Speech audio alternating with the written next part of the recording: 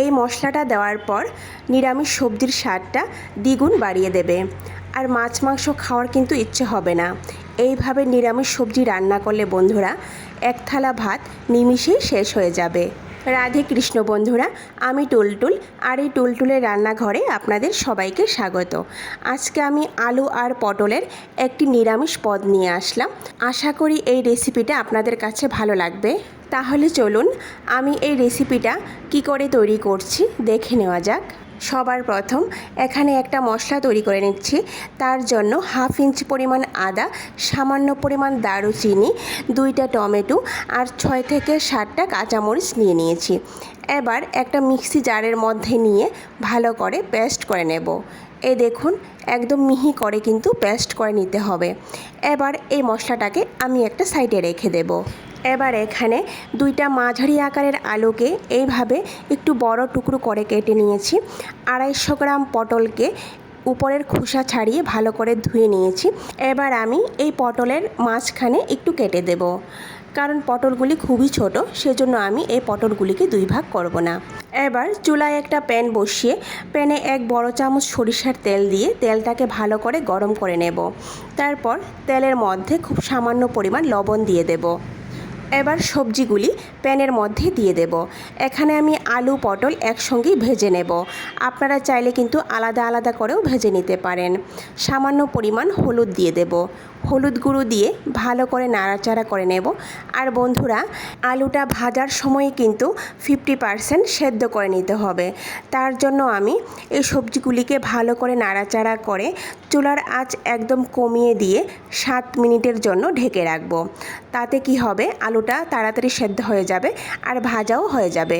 দেখুন, ফিরে আসলাম 7 মিনিট পর।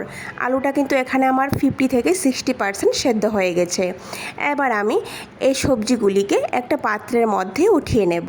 ওই প্যানের মধ্যে আরও 1 বড় চামচ সরিষার তেল দিয়ে দেব।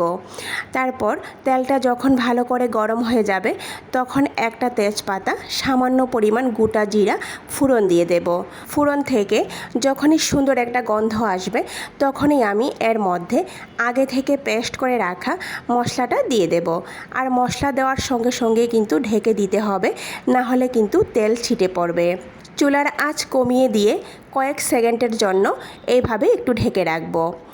কয়েক সেকেন্ড পর ঢাকনাটাকে উঠিয়ে নেব। তারপর একটু নাড়াচাড়া করে নেব।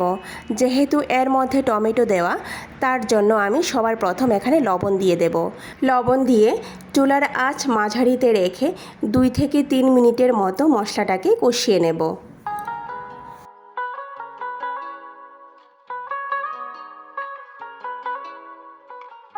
দেখুন বন্ধুরা, মশলার উপরে কিন্তু তেল ভেসে উঠছে। এই অবস্থায় আমি এর মধ্যে খুব সামান্য পরিমাণ হলুদ গুঁড়ো, খুব সামান্য পরিমাণ ধনে গুঁড়ো আর 1 চামচের 3 ভাগের 1 ভাগ লঙ্কা গুঁড়ো দিয়ে দেব।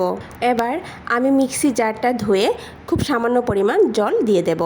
বন্ধুরা, এখানে আমি খুবই কম মশলা অ্যাড করেছি। এবার ভালো করে নাড়াচাড়া করে কম আঁচে 5 মিনিটের জন্য ঢেকে রাখব। ফিরে আসলাম বন্ধুরা 5 মিনিট পর। এবার মাঝারি আঁচে 3 থেকে 4 মিনিটের মতো মশলাটাকে আবারও ভালো করে কষিয়ে নেব। মশলা ভালো করে কষানো হয়েছে কি করে বুঝবেন? এইভাবে 3 থেকে 4 মিনিট নাড়াচাড়া করার পর যখন দেখবেন যে মশলা থেকে তেল ছেড়ে দিয়েছে, মশলার উপরে তেল ভেসে উঠছে, তখনই বুঝতে হবে যে মশলাটা ভালো করে কষানো হয়ে গেছে। এবার ভেজে রাখা আলু পটলগুলি মশলার মধ্যে দিয়ে দেব। এবার ভালো করে নাড়াচাড়া করে 5 মিনিটের জন্য কম আঁচে ঢেকে রাখবো।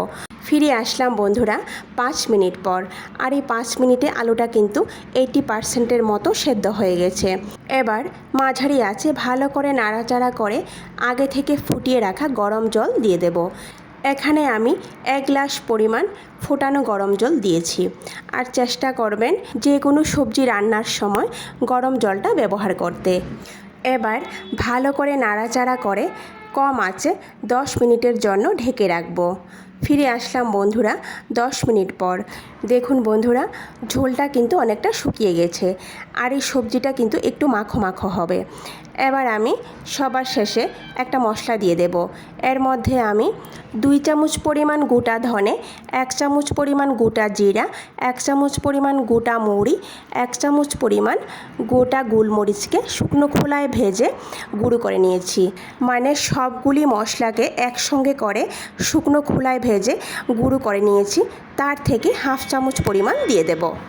1 মুঠো পরিমাণ ধনেপাতা কুচি দিয়ে দেব আর সবার শেষে 1 চামচ পরিমাণ ঘি দিয়ে দেব।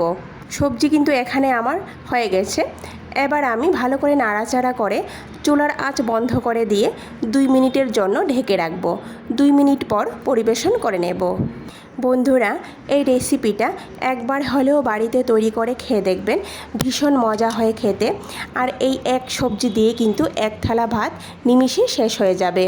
তো ভিডিওটি কেমন হয়েছে কমেন্ট করে নিশ্চয় জানাবেন। ভিডিওটি সম্পূর্ণ দেখার অনুরোধ রইল। যদি ভালো লেগে থাকে তাহলে সবার শেষে লাইক, শেয়ার আর সাবস্ক্রাইব করে দেবেন।